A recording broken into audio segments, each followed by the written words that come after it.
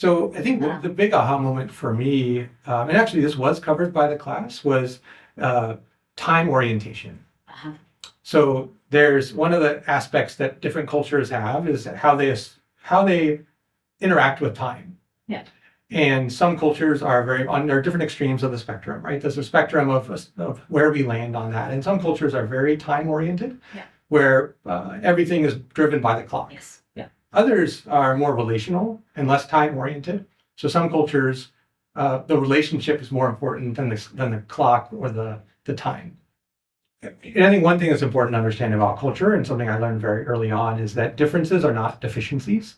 What I mean by that is being different is not a good or bad thing. That's true. It's just different. Yeah.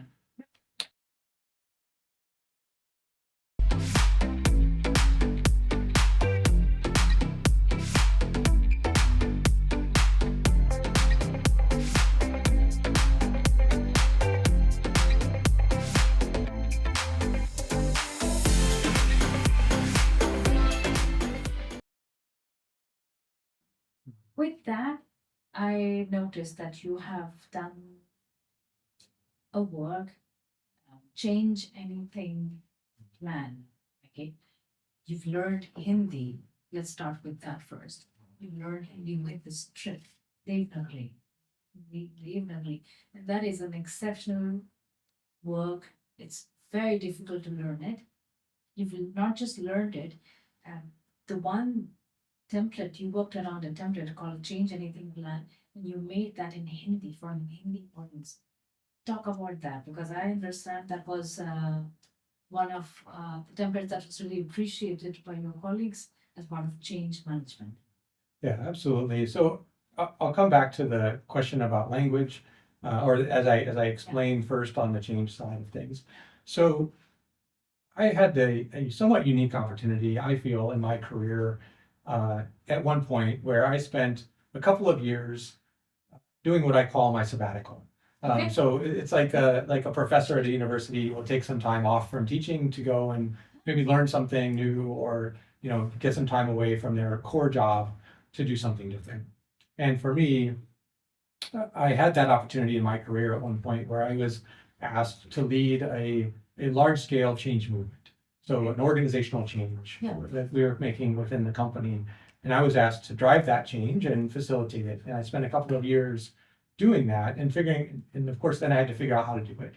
Yeah. So I spent quite a bit of time learning, studying, exploring what is change management, how is it done effectively, what aspects are there of psychology that come into play when we deal with humans and people. People are not simple to deal with. So how do we manage, how do we lead change in an environment that's complex or messy? And one of the resources that I really found extremely powerful was a book by Joseph Rennie and some other authors that's called Change Anything. Okay. And they have a series of books that these colleagues have written, and I think they're all very powerful. But Change Anything is a book that's based on personal change, and so it's trying to sort of demystify or simplify the process of leading change for oneself, kind of helping yourself get through a large change that you want to drive. Okay. And so I learned about this. I read the book and also took some resources and some training related to it. And from that, I was able to use this technique and strategy to facilitate changes in my organization. Okay. And so what ultimately what that change model points to is that we have multiple factors that influence anything that we're trying to change. Yeah. And the more we understand those factors, the more we can influence them in order to get the outcome that we want. And the analogy that I gave when I'm teaching this to an Indian audience was there are 6 sources of influence, and these 6 sources act like, let's say there's a scenario where you're riding in a rickshaw with you and the driver and 4 of your friends, and the rickshaw gets stuck in a pothole, right? So there's a hole in the road, and the tire of the rickshaw falls in the hole, and the rickshaw can't get out. Right. So what do you do? right? So maybe one person jumps out of the rickshaw and starts pushing on the back of the rickshaw Right. to try and get it out of the hole. Okay. And but it's not successful. The hole's too deep. So the second person jumps out and they also start pushing on the rickshaw. It's still not budging. So one by one, all 6 people get out of the rickshaw and they incrementally keep pushing on the rickshaw, right? But surprisingly, still it doesn't move. Okay. And as you take a step back and look at the situation, you realize 3 people are pushing on the front of the rickshaw, trying to move it backwards, and 3 people are pushing on the back of the rickshaw, trying to move it forwards. Okay. And this is what these 6 sources of influence are like, right? They can either be pushing against what we're trying to do, or they can be pushing for what we're trying to do. So this book, Change Anything, really talks through how do you find these sources of influence and how do you harness them to get everybody pushing in the same direction. In the same direction, in one direction. Okay, perfect. That was a good example. And was that something like a big hit for people, the audience? Yeah, I think one thing I've had multiple opportunities to provide training for people in different cultural contexts. Right. And I think for sure, creating a cultural analogy is extremely helpful. Yeah. So this analogy of the rickshaw, everybody can immediately understand it. Yes. You understand how challenging it can be to have a pothole in the road. You want to avoid them as much as possible. So I think creating this analogy and lining it up to the material that we're trying to train and coach people on really does help them to conceptualize and embrace the concepts. That is such a good concept and a good way of teaching a group of audience, because sometimes workshop, it happens that you have this heavy data and you explain, but when it comes with an analogy, like an everyday situation, then you connect with the whole concept much better. Yes, absolutely. And that's where also I think language comes in, because one other thing I've learned over the years is that even though we may be saying the same words, we may not understand them the same way. And especially if we don't share a common home language, Yes. right? So if my linguistic context is different from yours, then I may say a word that you interpret a different way, Right. than I would interpret it. And so because of this, I found it extremely valuable to try to learn Hindi and to try to then be able to understand where people are coming from. When they translate from Hindi to English, there's something in the original Hindi that maybe doesn't come across in the English. Yeah, you missed that part. There's something that you just missed it. Right. And I think when you learn the language, then there's common understanding. The interaction is far more better. The connection is far more better for you at work, and I think also in everyday life, right? That's right. Are you using Hindi in any way? I understand that you can read it quite well, right? And I'll show the glimpse of your work. You wrote in Hindi, the script, right? That is amazing, because I cannot believe that as an expat you have done that. So you really learned the script much faster, because it takes quite some time. How long did you take to learn the script? I kind of did it in stages, I would say. Okay. So I actually started before moving here. When I was doing this training, it was before I moved to India. So at that time I tried to learn enough of the script, not to really fully understand it, but enough to be able to write out the text, the framework, this template I had created. Right. Yeah. So I created a template document to go through this change process using the Change Anything model. And so I created that based upon the book and the questions the book asked. I wanted to make a 1-page view of this change plan. And I did that in English first. And then when I was teaching it to an Indian audience, I translated it into Hindi and then wrote it out with the Hindi script. Yeah. And so that was my first major exposure. I was basically using a translation tool and working with colleagues to understand did I translate correctly, and then sort of copying the script. Right. So my understanding was not complete at the time, but at least I was able to get some exposure. Yeah. Now, since moving to India, I have continued to study Hindi, and I've been also then continuing to study how to write the script make new words, or not just copy words that already exist, but making your own sentences and Correct. writing it, right? Yeah.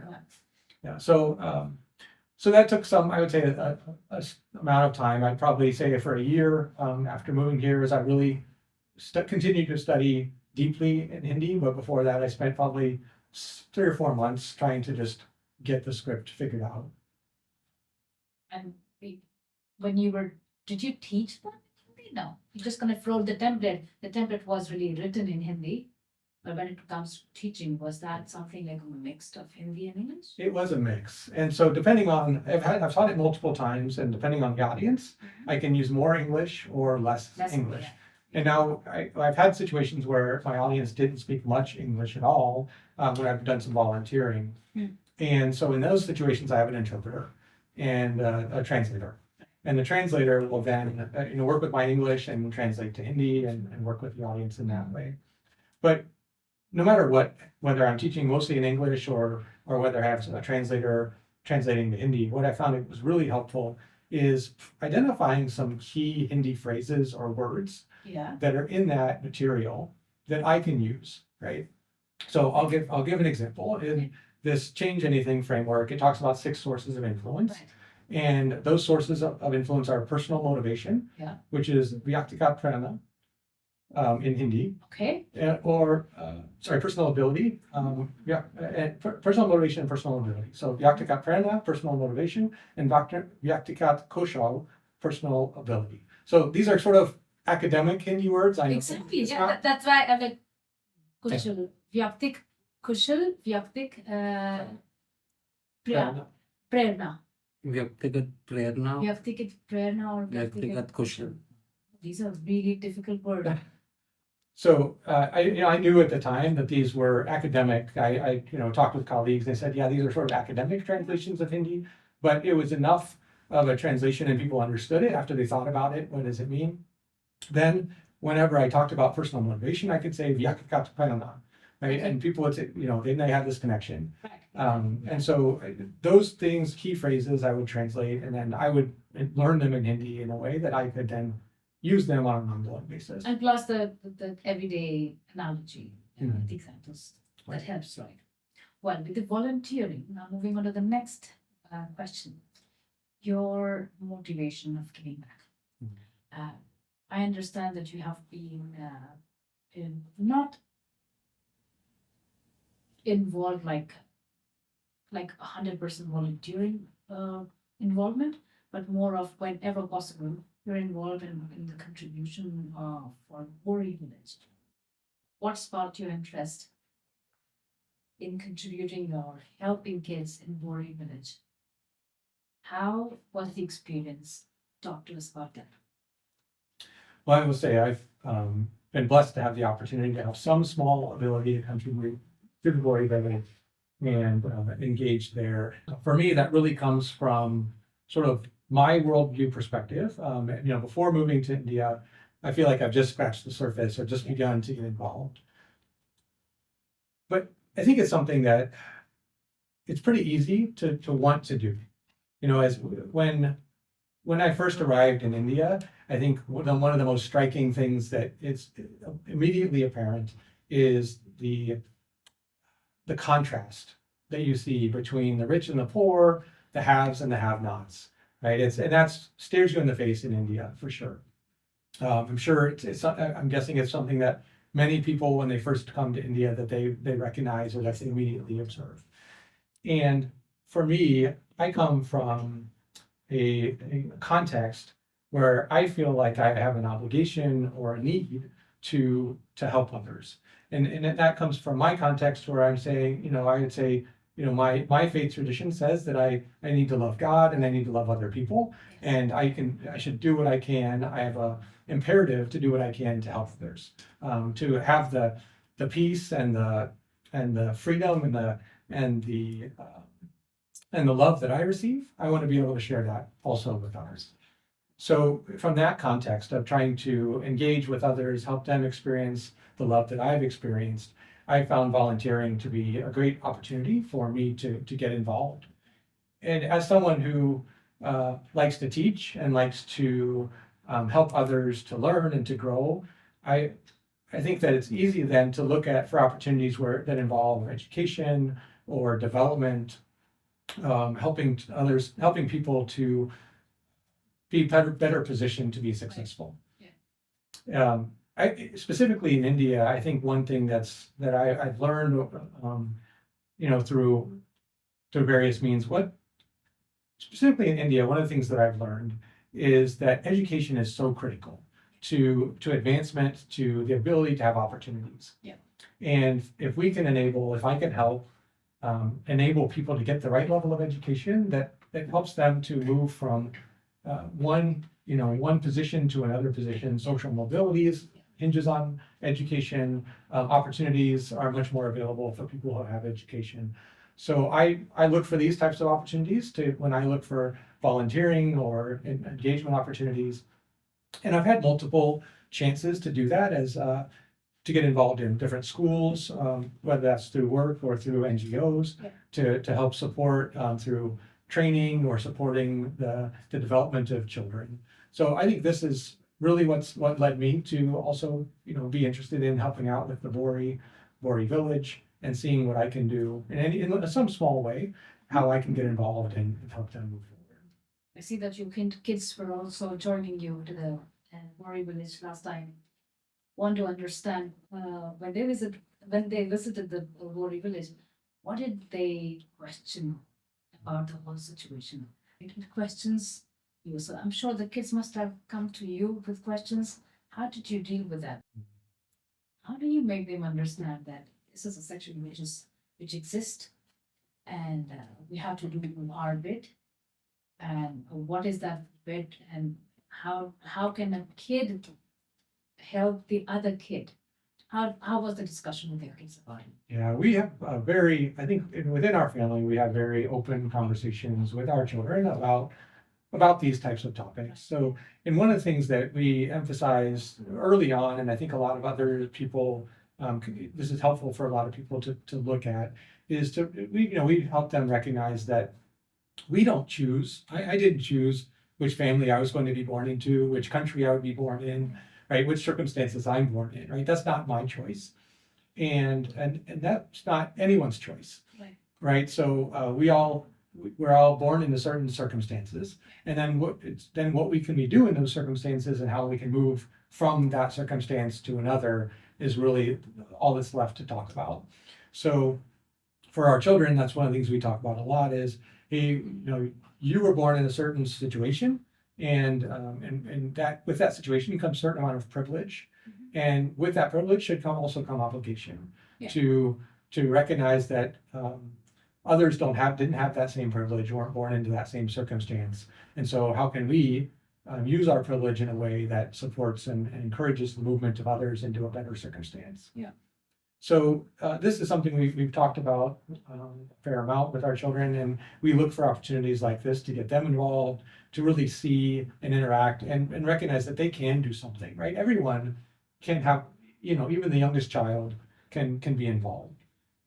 Even when our children were young, we would take them to a food pantry or a food bank in our local community, and we would volunteer to, maybe we're just stocking shelves with cans of food or dry foods that people would come in to get.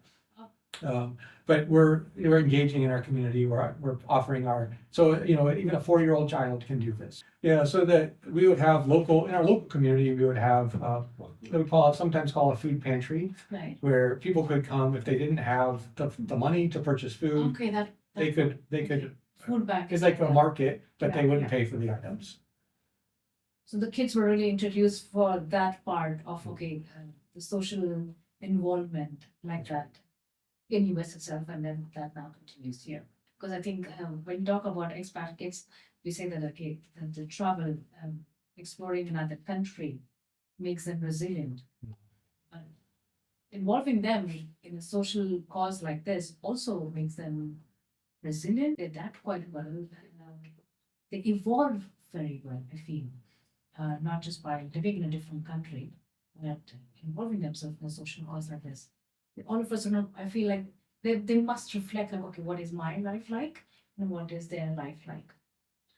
Yeah, for sure. And I think one of the things that we have tried to do anytime we've moved to a different location, and previous to this, we moved multiple times within the United States, within a local region, but to different cities. Yeah.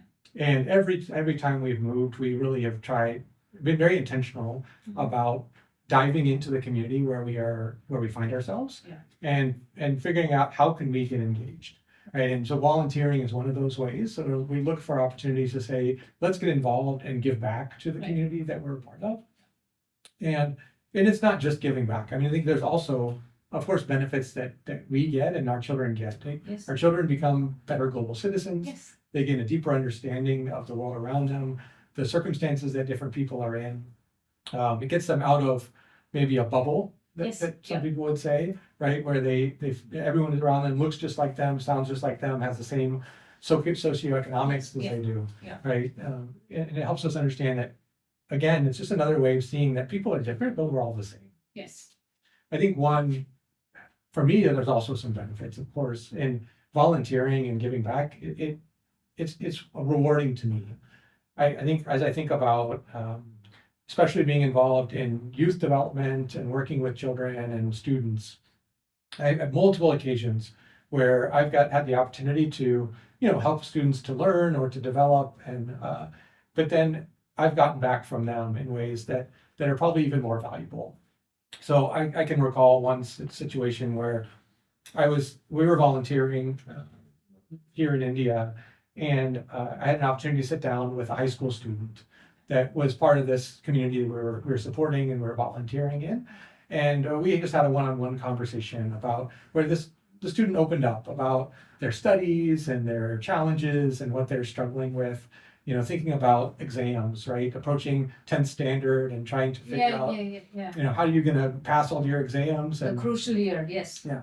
And recognizing, knowing that in India, 10th standard is so crucial for, again, it's educational advancement, selection of which opportunities you're going to have educationally, what careers you might be The able to have. stream of whether you go for arts, commerce, or science, and that's a first stepping stone towards higher education. That's right. And so the student, of course, is stressing over this and is concerned about how am I going to do on my exams? How am I going to navigate the stress and the studying and everything that's required? And really, we just had it was just a great opportunity for me to mentor the student and give some perspective from my perspective, but also to hear their perspective and just listen and understand, because it's, again, something that I didn't have to go through on my own. Like, we don't have exactly the same sort of threshold or exam in the United States for that really dictates your future Yes, yeah. in such a way like it does here. So for me, it was gaining an understanding, gaining a perspective, and it's that perspective that I can then also leverage in my work, right? I work with mostly Indian colleagues. They all went through this exact same scenario as young students before their 10th standard, stressing over, Including me. working through, trying to figure out what is this going to mean for my life? What impact is it going to have? So again, this was for me, I wasn't just helping, I was being helped, right? And I was gaining a deeper perspective on things. And it was a beautiful moment where I could just also come alongside someone in their stress and their strain and their worry, and just be a sounding board or someone to listen. And that's all it takes. It's, it's not the rocket science. It's not volunteering. It doesn't require, a PhD. It's not something that people have to be experts, right? We just have to be present and be there for people in a way that can be valuable. I think this is such a good way of integrating with the local culture, when there's an exchange of learnings. I feel you learn and they teach you something, and that will of course dictate your future as well in some way that you may not know now, but I'm sure you will learn it as you go through it. And same goes for your kids, right? This is a far more important to live expat life in just the expat bubble.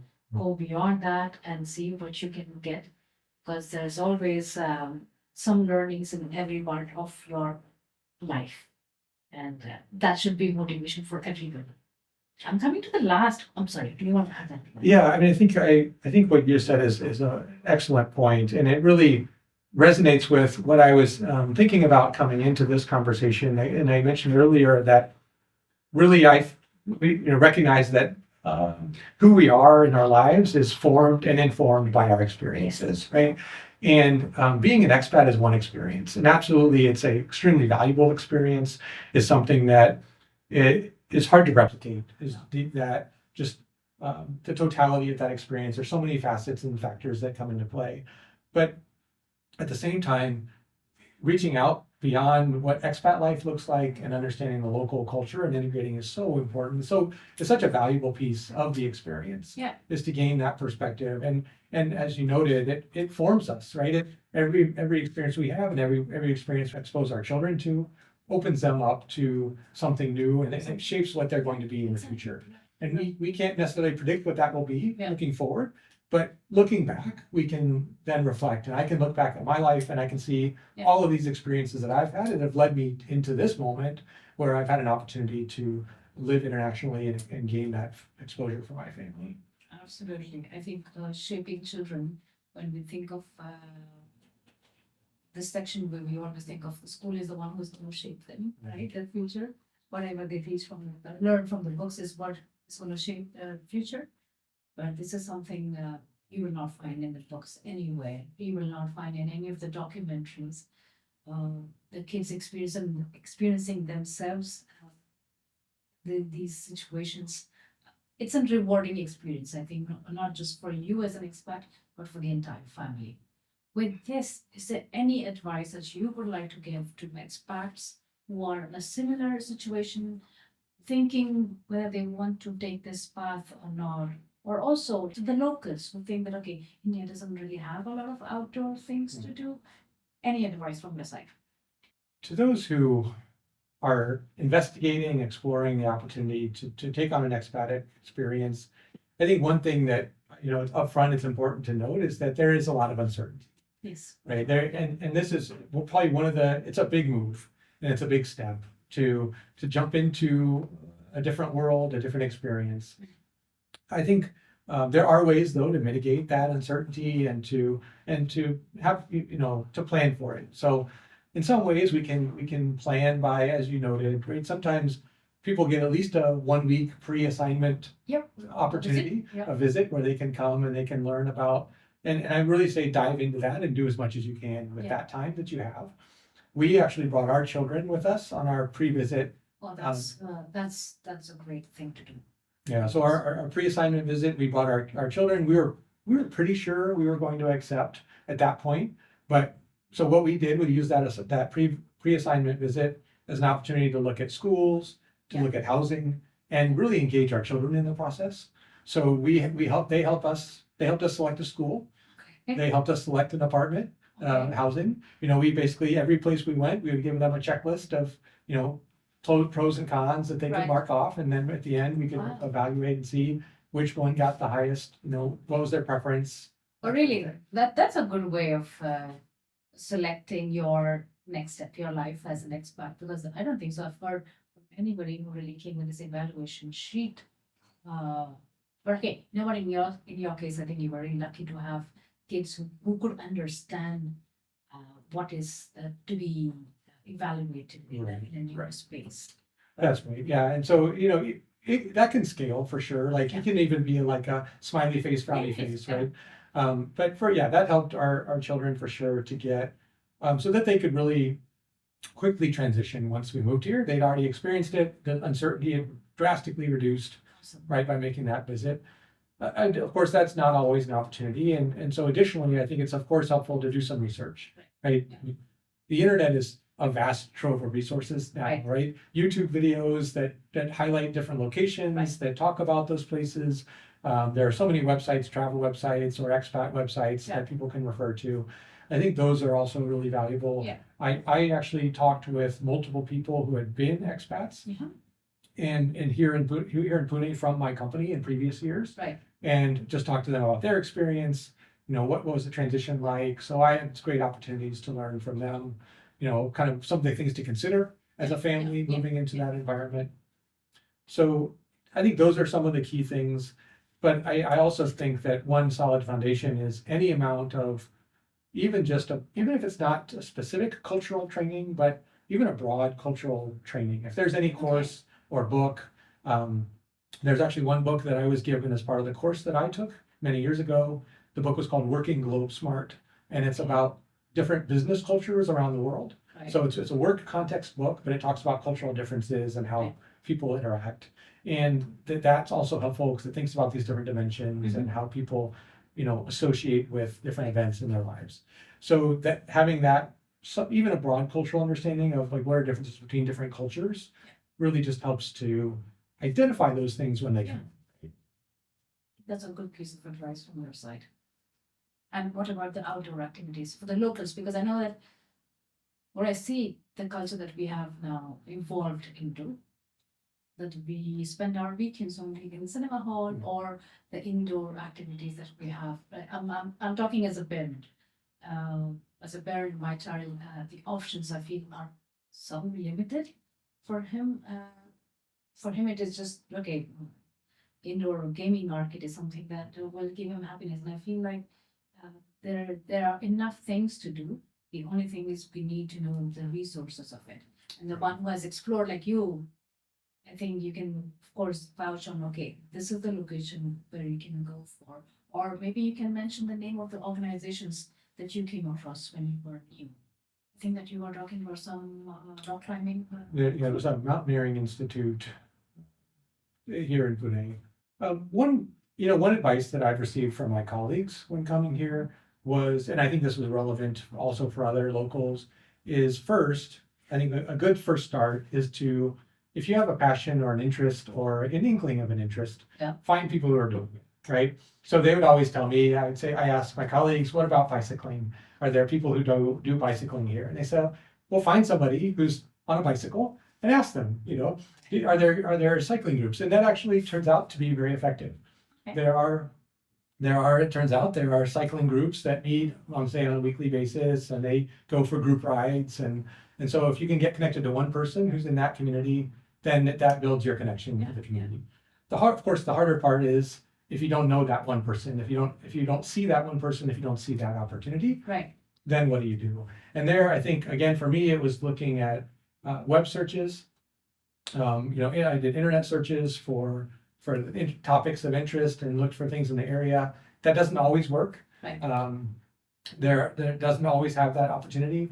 But then ultimately for me, it was then saying, if I'm really interested in something and I already have a passion for it, then just start doing it, right? So I find a place that looks like it could be, a place I can do it, or, an opportunity. And then I just went on my own, and then inevitably I ran into people there that were actually doing the same thing. Okay, so this also looking for somebody to maybe accompany or just do it as a group, and then you found a community, you connected. Right. So I think, so it's, again, that's if you have an interest and you know what that interest is, for sure, then I think it's just a matter of continuing to pursue it, continuing to ask, continuing to just keep asking more and more people until you find. I think the other thing though is on the exploration side, I think there are so many things that people could be doing or could be engaged in, and sometimes our imagination is not enough, right? Like we just don't imagine that these things are there, so we don't find them. So in that respect, I think the best advice I could give is to really just cultivate a curiosity, just to recognize like, man, maybe I'm not, maybe I'm doing this activity as my hobby or as my social thing, but it's not exactly what I'm looking for, and I don't feel like it's meeting my needs. And then it's kind of cultivating that curiosity to say, well, what else could there be, right? Are there other things that could be out there? And if so, and just thinking about what could those things be, and how can I pursue them or find them, or just ask questions until I get there. But I don't know. It's we've continued to have that challenge though of if we're interested in an activity, you kind of have to pursue it, right? Yeah. Like we have to keep pushing, because sometimes there's inertia. There's difficulty in getting past the threshold of being able to start. But the good news is once it's started, it's much easier to keep it going. I think there is a 6 principles of sources that I can imagine there, right? Yes. We have some blockage, some challenges. The thing is you need to kind of go step by step and put all the 6 sources in one direction. There it is. You can move forward and things start to roll. Find your community, you find your connection, and you find your life as an expat. Absolutely. It was really a pleasure to have you on the podcast and explore your side of the story, your way of exploring the city, the country, and really amazed with how you bring people together with your outdoor passion. And I hope that there are many expats who are already gonna pick up some things and be inspired. Thank you so much, Josh. Thank you. Thank you, Sabina.